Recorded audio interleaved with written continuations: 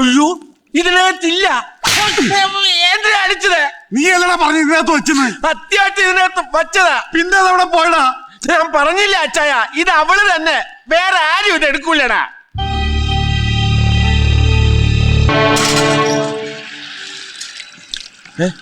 ആ കള്ളം നമ്പീശൻ ഇവിടെ ഉണ്ടാവും. ഓടാൻ ശ്രമിക്കും, വിടരുത്.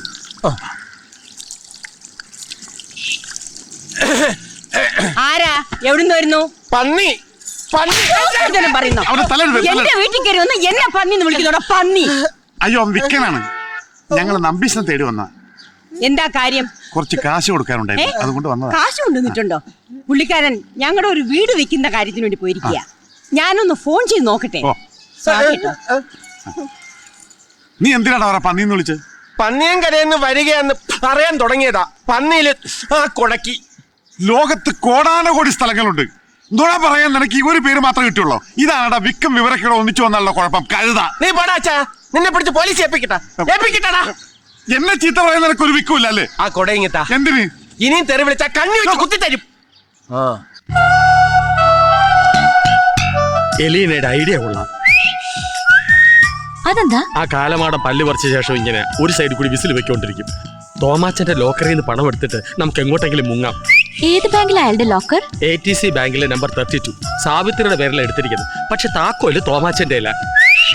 പണമില്ലല്ലോ, സാരമില്ല, നമുക്ക് ഒളിച്ചോടാം. മാലയുടെ കാര്യം എന്തായി? ഓ സോറി, ഞാനത് മറന്നു.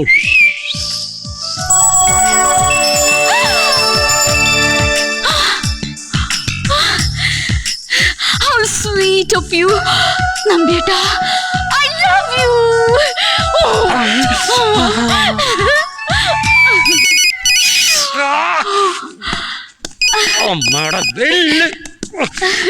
നമ്പിയേട്ടാ, I love you. ഇനി മുതൽ ചേട്ടൻ എന്റെയാ. ഞാൻ ചേട്ടനെ ആർക്കും വിട്ടുകൊടുക്കില്ല. We are going to enjoy.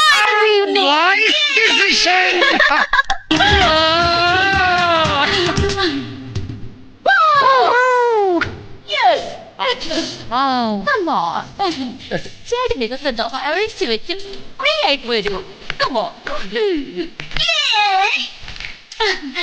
ഞാനും ഒന്ന് ഫ്രഷ് ആയി വരാം.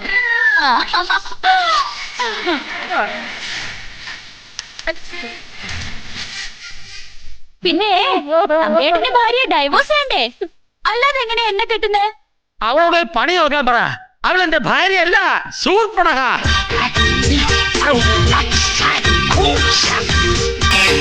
എലീനയാണ് എനിക്കിനി എല്ലാം. നിന്റെ മുമ്പിൽ എന്റെ ഭാര്യ വെറും ചൊറി തവളയാണ്.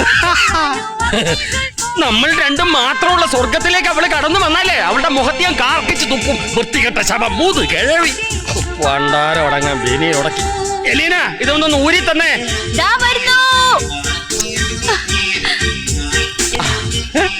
സാരിയൊക്കെ എടുത്ത് കിടിലെ കേസായിട്ട് വന്നിരിക്കണല്ലേ.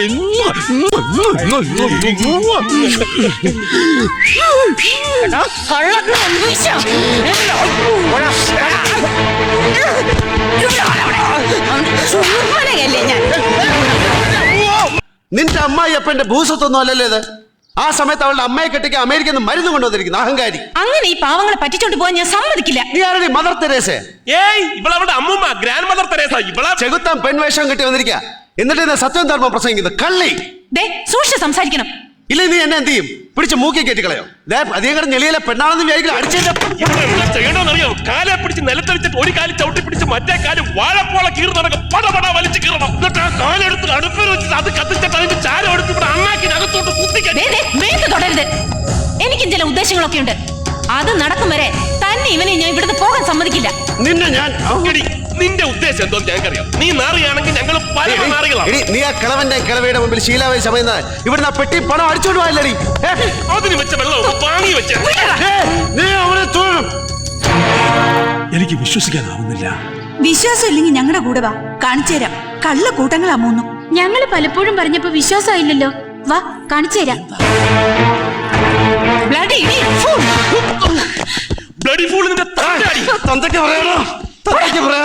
കൊന്നിട്ട് ഞാനിവിടെ തൂങ്ങിച്ചാവും. നിന്റെയൊക്കെ അവസാനം അല്ലേലും അത് തന്നെയാ. നീ നീ പോടി പൂച്ചക്കണ്ണി. ഇവളോട് സംസാരിച്ചിട്ട് കാര്യമില്ല. ഇവൾ ഈ ജീൻസും കോപ്പും ഇട്ടിരിക്കുന്നേ ഉള്ളൂ. കുടുംബത്തിൽ പോലും കാര്യമില്ല. ഇവൾ ഇംഗ്ലീഷ് പറഞ്ഞ എന്തോന്ന് മനസ്സിലായി? തൊലിപ്പുറത്തെ വെളുപ്പമുള്ള ഇവളുടെ സ്വഭാവം തനി ചന്തയാ. അല്ല അത് ഞാൻ കേട്ടില്ല. ഇവളോട് സംസാരിച്ചിട്ട് കാര്യമില്ല. സംസ്കാരമില്ലാത്ത ഇവനോട് സംസാരിക്കാൻ ഞാനില്ല. നീ എന്റെ കയ്യിലുണ്ടടി സംസ്കാരം. നിനക്ക് കാണണോടി സംസ്കാരം, കാണണോടി നിനക്ക് കാണിച്ചിടാടി സംസ്കാരം. ഞാൻ ഒന്ന് സംസ്കാരം കാണിച്ചു കൊടുക്കട്ടെ. ഞാൻ എന്റെ സംസ്കാരം ഒന്ന് കാണിച്ചു കൊടുത്തു. എന്നെ അടിച്ചാ ഇന്ന്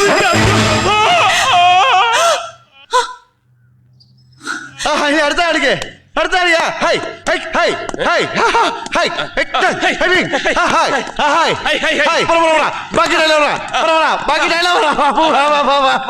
ഡാൻസ് കഴിഞ്ഞ് എന്താ ഇവിടെ നടക്കുന്നത്? അത് ഞങ്ങളൊരു സർപ്രൈസ് പ്ലാൻ ചെയ്യായിരുന്നു. അച്ഛമ്മയുടെ സപ്തതിക്ക് ഡാൻസ് പ്ലാൻ ചെയ്തതുപോലെ ഒരു പിക്നിക്ക്.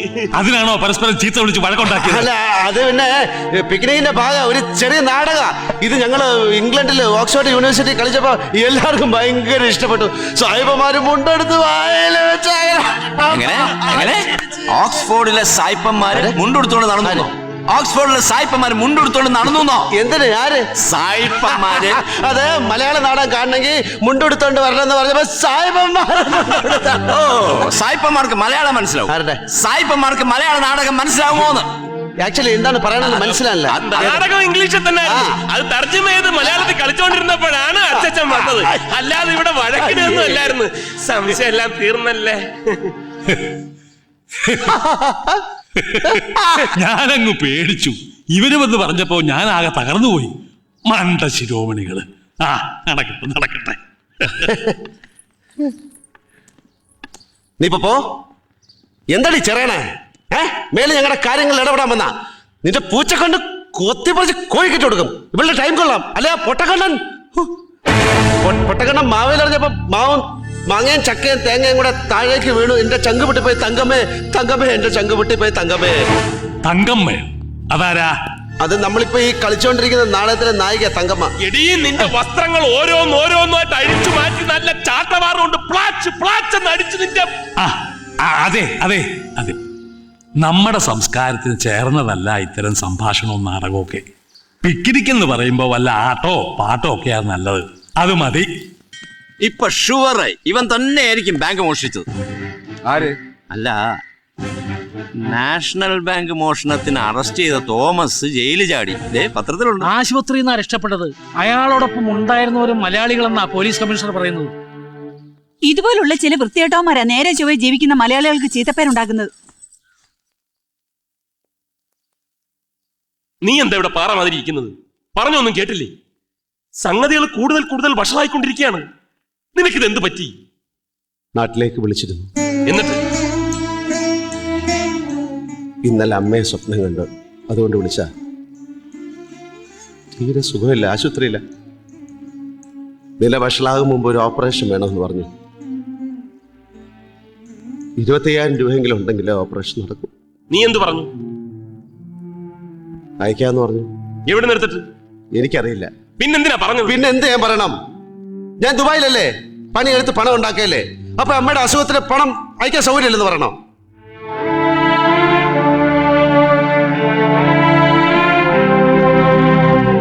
കാശി സ്വർണ്ണമൊക്കെ ആ പൊട്ടക്കണ്ണന്റെ മുറിയില്. മോഷ്ടിക്കാൻ വേണ്ട, ഒരു ചിരട്ടയും കൊണ്ട് പോയി 10 പവൻ പിച്ച ചോദിക്കാം. ചിലപ്പോൾ അയാൾ അത് ഇട്ട് തരും. അർജന്റായിട്ട് പൈസ വേണമെങ്കിൽ ഇതേ ഒരു മാർഗമുള്ളൂ. എന്ത് പറയുന്നു?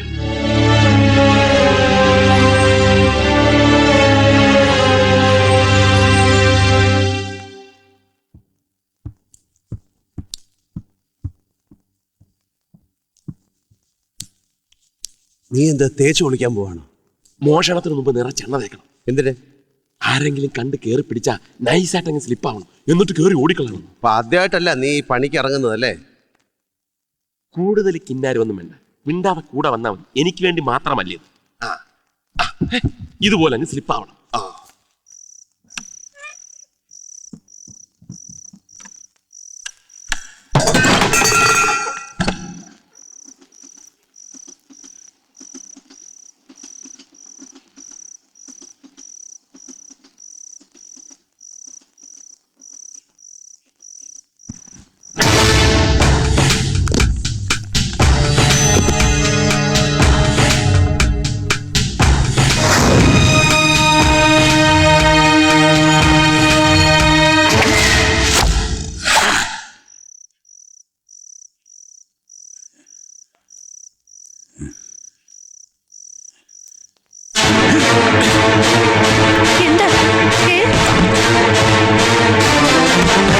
അപ്പോഴേ നിന്നോട് പറഞ്ഞില്ലേ വേണ്ടാത്ത പണിക്ക് പോണ്ടെന്ന്? തൊണ്ട കുഴി കുത്തി കയറിയെന്നറിയോ?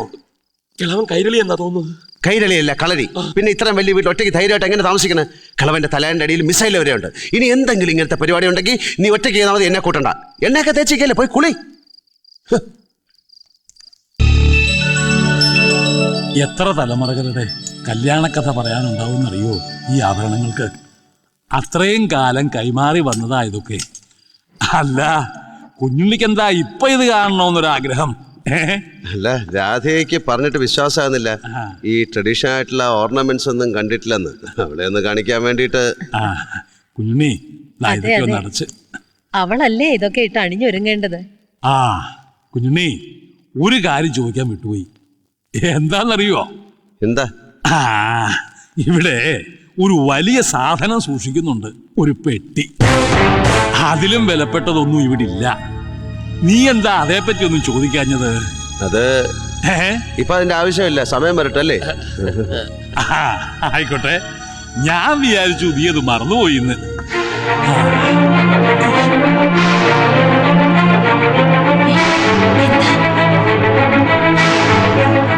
കാര്യം പറ. ഇപ്പൊ തീർച്ചയായില്ലേ പെട്ടിയുണ്ടെന്ന്? അച്ഛൻ പറയുന്ന നാട്ടിലെ അതിലും വില കൊടുപ്പുള്ള ഒന്നും ഇടില്ലെന്ന്. അപ്പൊ ചില്ലറയൊന്നുമല്ല അതിനകത്തുള്ളത്. എന്തായാലും കുഞ്ഞുണ്ണിക്ക് മാത്രമായിട്ട് ഒന്നും കൊടുക്കാൻ പറ്റില്ല. ആ പെട്ടിക്കകത്തുള്ളതിൽ ഒരു പങ്ക് നമുക്കും കിട്ടിയേ പറ്റൂ. ആ പെണ്ണിനെ ഇവിടെ ഒന്ന് കല്യാണം ഉറപ്പിക്കുന്നതിന് മുമ്പ് നമുക്കിത് പറയണം. പിന്നെ നിന്റെ പെങ്ങളും മാധവനും അമ്മയെ കുറച്ച് കൂടുതൽ സോപ്പെടുന്നുണ്ട്. പെട്ടി ഉറക്കുമ്പോ ഓഹരി കൂടുതൽ അങ്ങോട്ട് പോണ്ട. എന്തായിരിക്കും പെട്ടിക്കകത്ത്? ഭൂതം. പെട്ടി തുറക്കുമ്പോൾ ഒരു ഭൂതം പുറത്തു വരും. ഇനി അതിന്റെ കൂടെ കുറവേ ഉള്ളൂ. പെട്ടി കുട്ടൊന്നും ഇപ്പൊ ചോദിക്കണ്ട. ആവശ്യത്തിനുള്ള കുഴപ്പങ്ങൾ ഇപ്പൊ തന്നെ ഉണ്ട്. കൂടുതലായിട്ടൊന്നും വലിച്ച് തലേ കയറ്റല്ലേ. നീ സംഗതി ഒപ്പിച്ച 10 പവൻ വരും. നിന്റെ ആവശ്യത്തിനുള്ളതുണ്ട്. എങ്ങനെ വിൽക്കും? എടാ, ഇത് ബോംബെയാ. നീ കുന്നിക്കുരു കൊണ്ടുപോവാ, ഞാൻ വിറ്റ് തരാം. പിന്നല്ലേ സ്വർണം.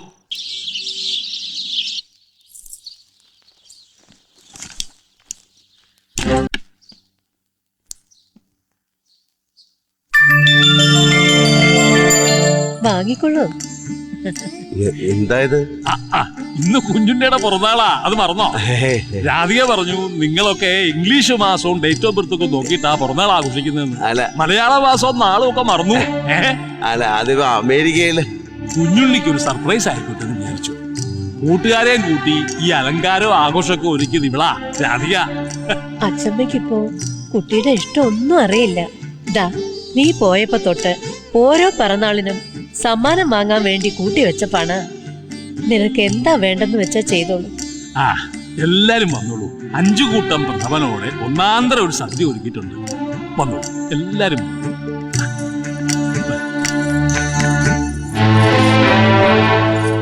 നല്ല മനസ്സോടെ തന്നതാണ്. കൊണ്ടുപോയി അയച്ചോളൂ അമ്മയ്ക്ക്. മോഷ്ടിച്ച മുതൽ വിറ്റ പണം കൊണ്ട് അമ്മയെ ശുശ്രൂഷിച്ച ഒരുപക്ഷെ രക്ഷപ്പെട്ടു എന്ന് വരില്ല.